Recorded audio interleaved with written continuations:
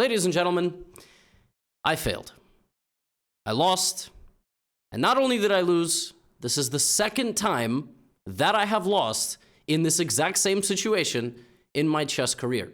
Some of you may have been following this tournament on chess.com. Some of you might have no idea what I'm talking about.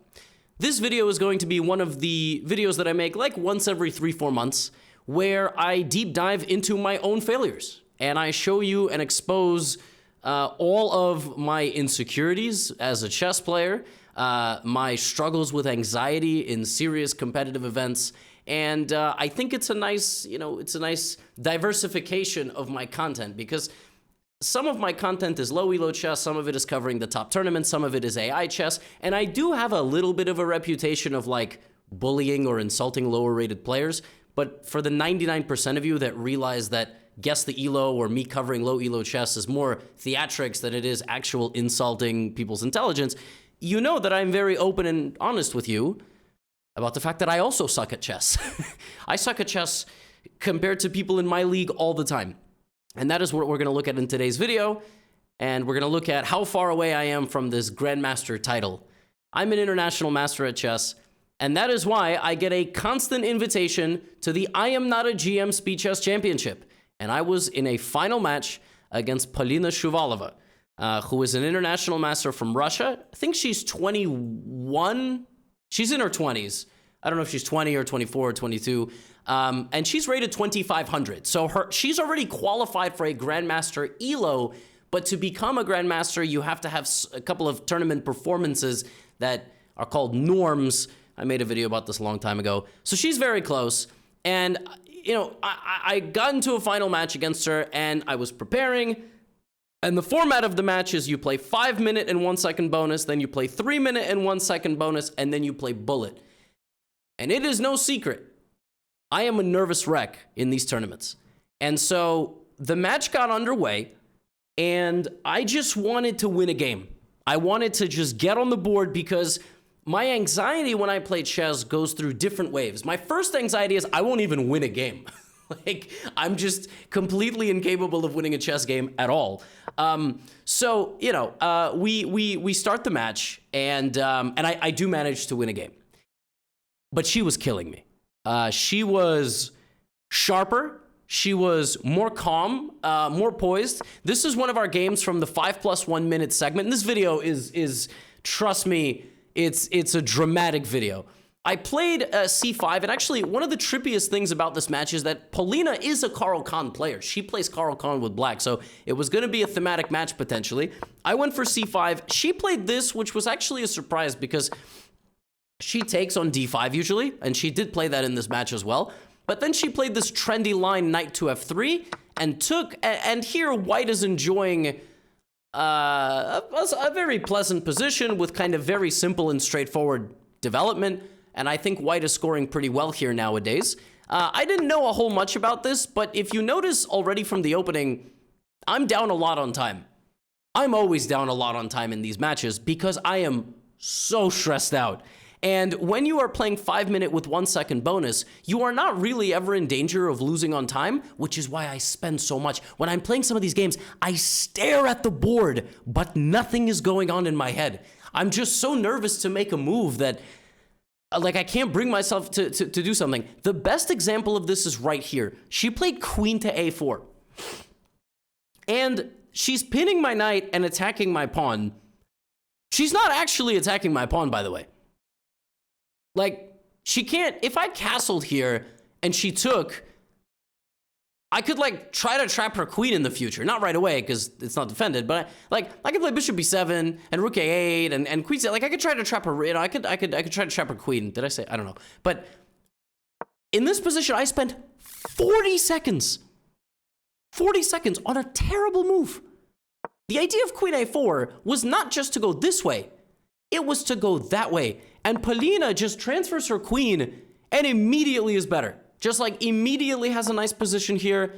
I'm trying to attack her queen and kick her queen out. And I'm doing some weird defensive concoctions. Look at the time. She has 344. I have 158. And now she just slowly, methodically just is ready to poke a hole. Look at this. Look at this preparation. And she's able to take this much time because I got a little stupid setup here. I don't know I can't castle anyway. So my king is just stuck in the center of the board. She starts attacking, and I try to close the position, and, you know, slowly she just pries apart my defenses. She wins a pawn with a nice tactic. And then she goes here, and I'm going to lose that pawn too. And she just slowly, I have 2 seconds versus 54. This is how the match started, my friends. I was getting absolutely smacked. She put the pawn on h7. I can't even get close to the pawn. I ended up just scrambling, and she brought both rooks to the g8 square. I mean, this was, yeah, she crushed me in the 5-1. And I was down 3 games. I was down 3 games in the 5+1 minute segment. And I thought, all right, 3 games is manageable because, you know, we're going to play bullet at some point, and I think I'm the better bullet player, as you can see by the rating difference, but bullet is not really chess, so, like, maybe I can improve on the situation. And just for the record, this was the first game of the match, and I played what I thought was going to be, like, all of my prep. I got all of my prep on the board. I had a slightly more pleasant position. And in this very first game of the match, despite me winning one of her pawns and having an advantage for a brief moment, she played at 96% accuracy and punished me so fast, and then I got checkmated. This was game 1. This is how I knew the match was going to be off to a pretty bad start. This was one of the first 3-minute games, and this was my lowest point in the entire match. Again, Polina plays the Caro-Kann. And I thought, well, I'm going to play the fantasy. I'm going to play a couple of different things. I played the Tartakau. I played Knight C3. I played an advance, I think. Maybe, yeah, I played one advanced variation. I played my E4 course against that. And then here I'm playing the fantasy. And I knew all of this because I was preparing for her, right? So I played this gambit line where I get this very, very big, you know, developmental setup. And, you know, she played E5 and the position was very sharp. And I thought, I'm going to open up the position against her in the Caro-Kann, and then we're going to be in good shape. But she executed all of the ideas of the Caro-Kann very well, and she just got to a situation where she started, you know, trading off my pieces. I was unable to get anything against Polina in the opening, like nothing at all. And this was the lowest point in the match because I thought I was getting somewhere. Right, and I'm trying to keep even on the clock. My heart is racing, and I spend 40 seconds on a rook move, which could have been played in 2 seconds, you know. And she's just solid, and she's just slightly better. I play rook b7. I try to be active. She brings her rook. She plays knight d5, which is a nice move. I try to play a little passively here, try to be sneaky, and Polina finds knight to b6. And I did not even realize what the idea of that move was. I realized that she wants to go, you know, here and maybe rook c8, pawn takes with pressure. In this position, I played queen to b3, and she went queen a6, and my rook is trapped. She just trapped my rook in the middle of the game. And all I can do here is rook takes b6, and that does get me a knight, but at this level, this is completely lost for white. Completely lost. The queen is a sniper. This is going to open. Both rooks are going to hit my pieces.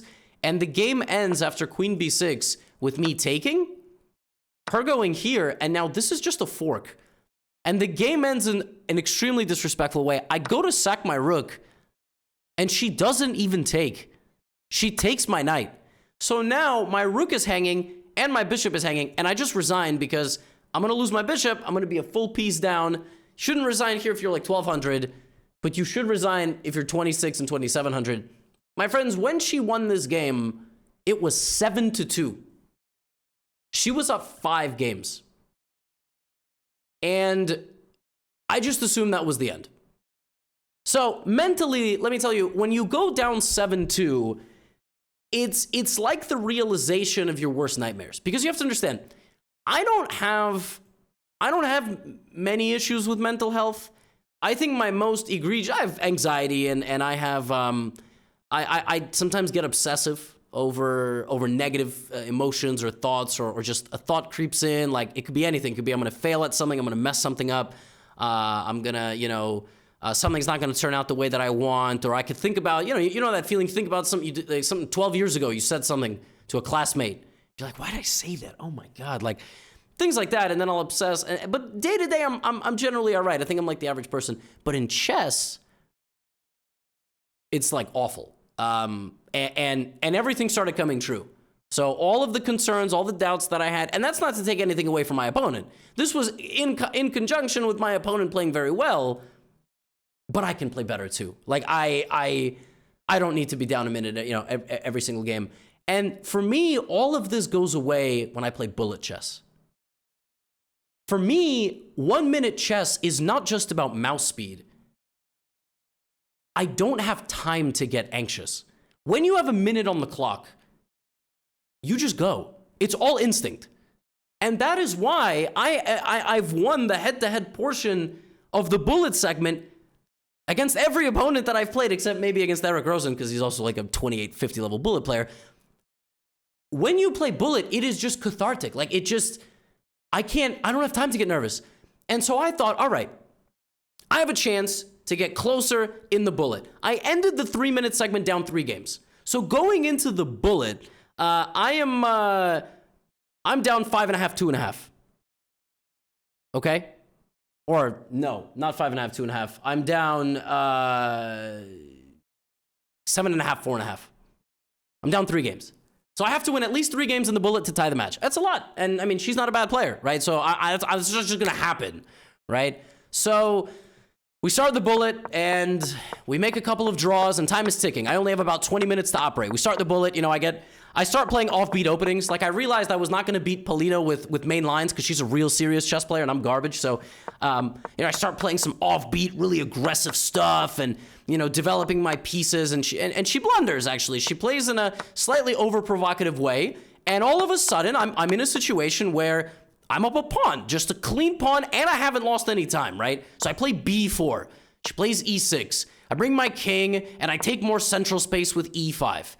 And then I play a3, solidifying my queen side. I thought, okay, this is a nice position to operate with, and time is ticking, right? So a5, bad move in my opinion, because she gives me the b5 square. Knight d4, repeat once, plop this knight in, and play pawn takes f6, and create this nice barrier around my king. And next, I was like, all right, I'm gonna go rook f1, I'm gonna play knight d6, advance into the territory, life is gonna be good. Take. She tries to attack with e5. I find a nice idea here, rook f1, by the way, best move. Top engine move played in bullet, she's down 20 seconds on the clock, and I get into an endgame where I manage to trade everything off, and I'm like, oh, I'm gonna win, right?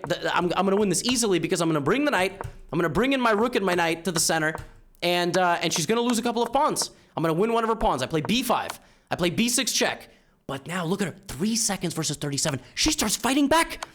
She's a very good player. She's a very good fighting player. And I thought this was an easy win. Turns out that it's not. I start running my pawn. All of a sudden, Polita's like nearly drawing the game. She's drawing the game with no time on the clock. I'm in panic mode because all she has to do, she has to get my pawn. If she wins my pawn with her bishop, it's a draw. And she manages to do it. She manages to get the pawn for the bishop, and now it's a draw. Now her fighting ability was ridiculous, but I have a knight. And in bullet, a knight is lethal. And I realized right here, I knew right here, she was going to go here. Now, I also had knight b4 check, but I had like no time on the clock here. Rook b1, I had a feeling she's going to protect her pawn like this, and she blundered a fork. And that's how bullet works. I mean, that's bullet. I got a bit lucky in this game, and she played it out, and I managed to win. But I still have to win multiple games, and time is ticking. But bullet is where I managed to come alive a little bit. Now, she plays e4, right? I go for a Scandinavian. I tried to play slightly more offbeat in the bullet so that I could maybe make a comeback. Bishop g4, right? I could try to get to a situation on the board where the opening might not be the best, but it's a provocative opening, and we're going to have to fight against each other. She's playing very confidently. She hasn't lost any time because she gets a second back, right? She goes into my territory, and now she builds up this nice center. I play bishop c5, but her pieces are just so powerful. Look at her bishops. And here, look at my time. I am now down 20 seconds in a bullet game. So I decided here, I'm going to sack my pawn. I'm going to play queen c7. In bullet, you don't have time to be anxious. You just have to go. You just have to move, all right? And when there's 5 minutes on the clock, my anxiety is like, oh my God, she's gonna see something that I don't see. I just gotta, no, in Bullet, you just gotta trust yourself. I locked away her queen, then I put my knight in the center. I created the structure, and now I wanna play rook to a8, and she played queen b6, but that allowed me to zip my rook around, and all of a sudden, look at the time. Time's back to equal. I'm playing on instinct. I don't have time to be anxious in the Bullet. g4, she's trying to trap my rook, my bishop escapes. And reroutes, and I win this pawn, but it's still very complicated. She's a very powerful e-pawn, so I plant my bishop on c4. I try to hunt down the e-pawn. One of my rooks is firing away at the a-pawn. Now I go here. My king is going to stop the e-pawn while my rook is pressuring over here. And a couple of moves later, Polina blunders her pawn. And now I'm winning. But here comes her king. Her king goes to arrive into my territory, and I realized here something very important. Rook protects the pawn, and my d-pawn will run. She's gonna try to make a draw. I find that I can dance my way around, but here I realize if I go here, I may lose. I may lose this game. So I have a cerebral moment, and I walk my king all the way back to f8, where there are no more checks. And I realized if she goes here and here, I'm too fast. And I also realized I have this move. Threatening a rook trade. She finds f6, which is very clever. Because if I take, there's a queen. But I realized I can just take, and then I push. She's not in any position to stop me. And I push, and I force a rook trade. And this was a very big moment, because this was the first time in the entire match that I was a game away. And all the momentum is coming back to me. But now I'm getting more nervous. Dude, my heart is pounding. Like, I can barely breathe. I am so stressed out. I go back to this setup, which has been doing wonders for me, you know? F3 and then E4. And I go for a very similar thing with E4. I try to play H4, very aggressive and provocative. Bishop to D3. But this one backfires. And she gets a really nice position against me in this opening. Pawn takes. Knight E2. Oh, I've bit off a little bit more than I can chew here, and this is definitely a bad position. Definitely a bad position, and now I'm stressing. I'm spending way too much time. I'm down 10 seconds, and black is better. My king is not castled. Really stupid-looking position. I'm definitely going to lose. So I have a moment here. I can either feel bad for myself being down 15 seconds on the clock. I'm like, what do I do? I mean, she's going to move her bishop back. She's going to bring her knight. She's going to bring her knight here. She's going to put her rooks in the center lines. I'm dead. I am dead lost. And again, in a blitz game, I would have tanked. I would have gotten low on time. I'm completely busted here. I play rook d1. And here I come up with what in my mind was an absolutely genius idea. I came up with this idea in like 2 seconds. She needs to play rook d8. Because if she moves her knight in, I'm going to force the knight in and then play rook d7 and just say, all right, you could try to beat me. Go ahead. And that's what I did. I am totally losing, but I'm gonna get a pawn. That's my insurance policy. And when she tries to go here, now my knight blocks. My knight is just blocking, and my rook can escape. But here comes c5, and I'm like, oh my God, am I losing? Oh my God, am I gonna lose this game? I played knight c2. She goes back. I'm completely lost now. Look at my knights, barely defending my king. Rook d8. But then here I found a very clutch move with just 8 seconds on the clock. c4. Very important move, because I can't let her bishop get active. The best move for black in this position, besides like there's some engine move, is this, because you need to open up the bishop. So I sealed out her bishop, and that got her spooked, so she tried to move the bishop right away, but now my knight blocks. She goes here, now rook to e6 check, and for some reason she trades the rooks. Now we're in a scramble. Now I'm fighting back with 6 seconds on the clock, and I play king e2, and I'm safe. Suddenly my king is completely safe, and we go to an endgame. 9 seconds versus 19. I'm just up a pawn. I probably shouldn't win this, but knights are very tricky in Bullet. Oh my God, it's a fork. And I take a second pawn, saving the game with less than 10 seconds on the clock, fighting back from a terrible position. And that's it. I'm just going to get to that g6 pawn, then I'm going to start pushing. Knight e5 check. King g4. Staying patient. Not taking yet. Taking the c5 pawn. Trying to spread the board, right? Now I start pushing my c pawn. Making sure my pawn there doesn't get taken. King e3, king d4. I don't have to rush. The thing is, I don't have to rush. Everything is defended in my position. g5 will fall in the future. And I get my pawn all the way to c7, forcing her knight to retreat. I bring my king, knight g6. Ladies and gentlemen, I have tied the match. I was down 7-2. It is now 9.5, 9.5. When I won this game, my heart has never beaten faster. I looked at how much time was left. There was enough time for one more game. One more game. I had not lost in the bullet. It was 4-1. We made 2 draws. I won 3 in a row. 3 in a row. First time all match. I have not had a tied match since 1-1. She won a game and I won a game. It all comes down to this. And the nervousness when you've made it back, like you don't even know what to do with yourself. But I'm trying to contain myself. You know, I can feel my heartbeat pounding throughout my body. Like, settle down, just play the best moves. I was so stunned when she played D4. She had not played D4 the entire match. So the second she did that, I was like, oh, she shook. Like, she just lost 3 in a row. It's like in a fight, you get punched. I'm not physically punched. That's not what was happening, but you get dazed, you just play a move. Now, to her credit, this could have just been deliberate, and I'm an idiot, but like, she just played like 12 games of E4, and she's not a D4 player. She goes D4. I was like, oh my God, like this is amazing. And another adjustment that I made is I started playing the modern. I started playing G6, Bishop G7.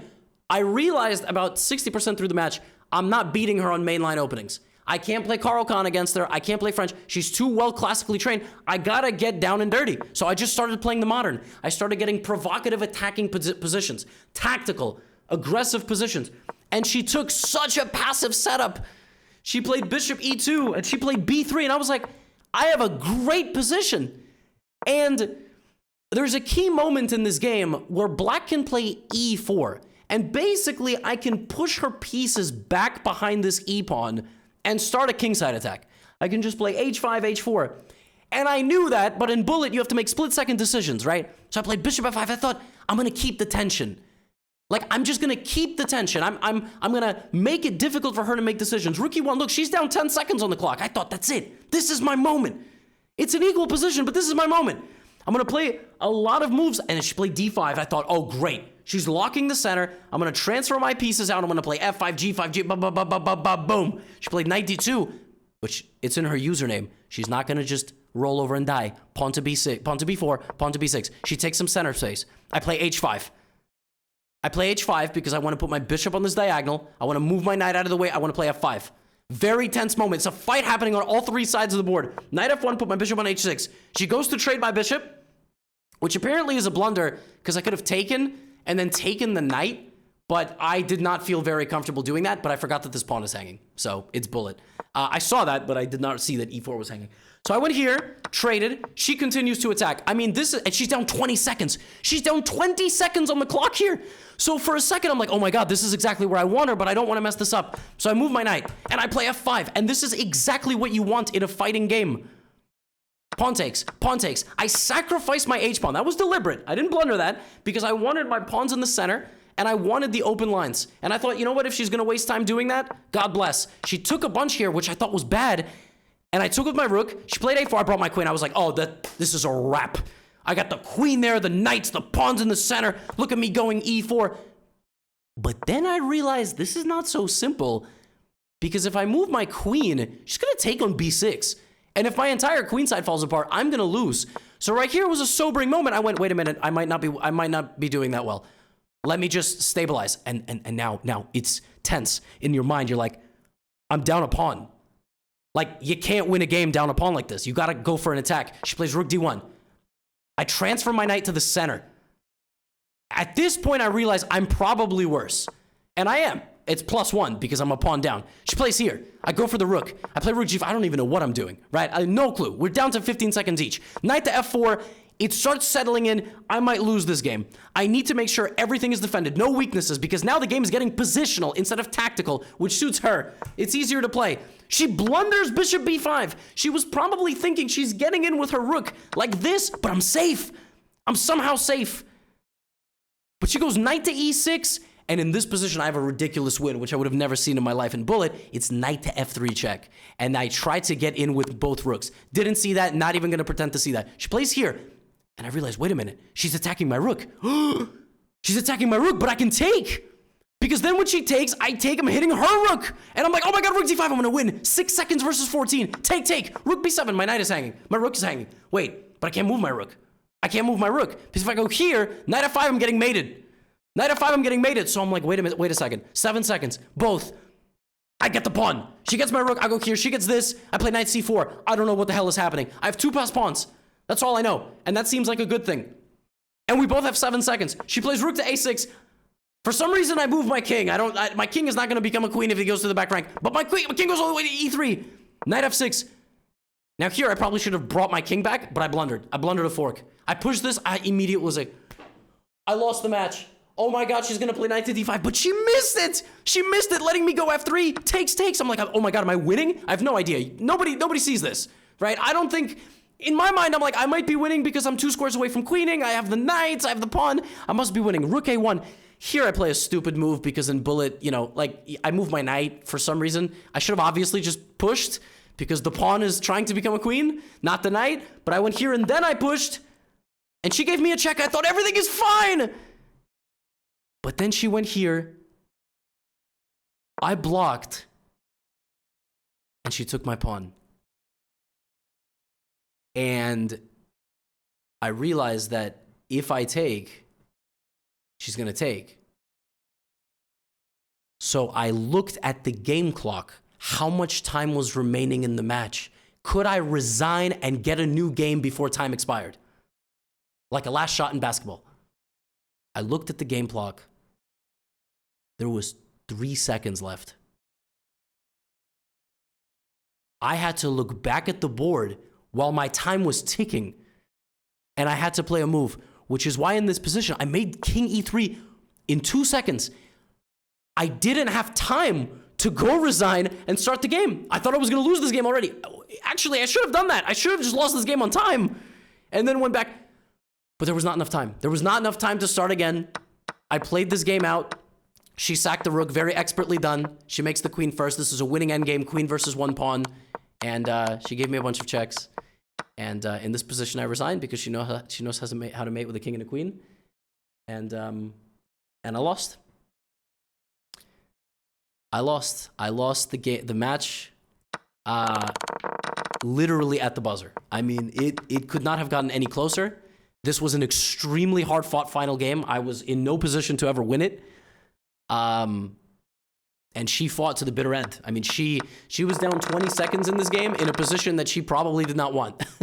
You know, she was literally down 21 seconds. And this is not, I mean, she's not playing d4. Like she's playing e4, but she fought and she did not fall over and die. She attacked me on the queen side, played principal chess, and I did everything I could, but I came up short. And I fell behind by too much, but I did what I could, being down 7-2 in the middle of the 3-minute segment. You know, it's a shame I fell behind that much, but I always knew it was a reality. And with my mental health when it comes to chess, I really never know what kind of levy is going to show up and at which point in the match any switch is going to flip.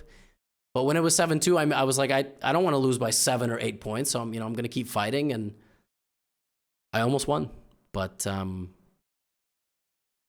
I didn't. It's the second time I've lost in the I Am Not a GM Speed Chess Championship. And in the finals, I've now lost to Roberto Molina from Brazil and Paulina.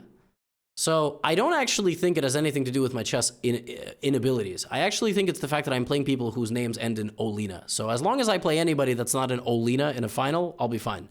That's a joke, but I hope you enjoyed. The only chance I have of becoming a serious threat in competition is definitely doing some sort of sports psychology in the future. Not studying it, working with a sports psychologist. And probably just a therapist, period. But I'm not taking these events that seriously at the moment. My priority is still on content and courses and growing all of my stuff. But in the future, if I do want to take this seriously, I will need to tackle that, because let me tell y'all, the heart rate at which my heart is going is tough. It's not sustainable, and it doesn't make it feel good. I am more happy that the match is over and relieved that the match is over than that the match is coming or that the match is happening or anything like that. So that's all. Hope you enjoyed. Get out of here.